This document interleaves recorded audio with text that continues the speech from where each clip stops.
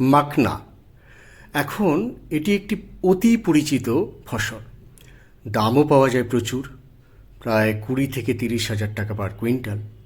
কিন্তু মাখনা চাষের শুরুতেই চাষিদের মাথায় হাত পড়ে এর শিকড়ের বৃদ্ধি নিয়ে। কিছুতেই শিকড়ের বৃদ্ধি যেন হতে চায় না। স্নাট, হ্যাঁ, হরিশ্চন্দ্রপুরে। তা এটা হচ্ছে ট্রিটেড প্লট।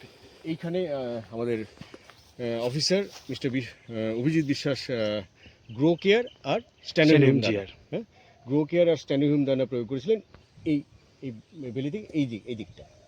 হ্যাঁ, এই প্লটটা থেকে আমরা এটা তুললাম। তো এখানে রুট ডেভেলপমেন্ট দেখুন, গাছ খুবই ছোট, চারা খুবই ছোট। তা রুট ডেভেলপমেন্ট দেখুন কত লম্বা, এবং সব কটা শিকড়, হ্যাঁ, সুস্থ এবং সাদা, হ্যাঁ, সাদা শিকড়, হ্যাঁ, মাইক্রোরাইজা ইনোকুলেশন হয়েছে বলে।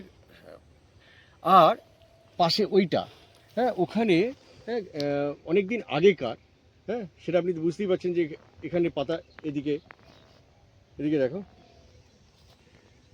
তো এটা অনেক অনেক বেশি বয়স্ক গাছ, তা সত্ত্বেও তার রুট ডেভেলপমেন্ট এইটুকু রুট ডেভেলপমেন্ট। এবং যেখানে গ্রো কেয়ার স্ট্যানোহিউম দানা ব্যবহার করা হয়েছিল সেখানে রুট ডেভেলপমেন্ট, হ্যাঁ, সেখানে রুট লেংথ কত বেশি, রুটের সংখ্যাও অনেক বেশি, এবং প্রত্যেকটা রুট সাদা।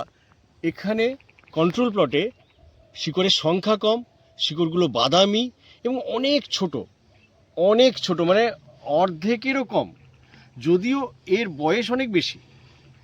এটা অনেক বয়স্ক, আপনি বুঝতেই পারছেন এটা কত বয়স, এটা কতটুকু বয়স। তো এর থেকে দেখা যাচ্ছে যে গ্রো কেয়ার আর স্ট্যানোহিউম দানা যদি ফক্সনাট বা মাখানাতে ইউজ করা হয়, মাখানা ফিল্ডে, তো অসাধারণ রুট ডেভেলপমেন্ট পাওয়া যেতে পারে। আর শিকড় যখন ভালো হয় তখন খাবার গ্রহণ করতে পারবে বেশি এবং ফলনও হবে বেশি। এবার প্রশ্ন হলো, দেবেন কত করে? একর প্রতি স্ট্যানোহিউম দানা দেবেন 5 কেজি এবং একর প্রতি গ্রো কেয়ার দেবেন 200 গ্রাম।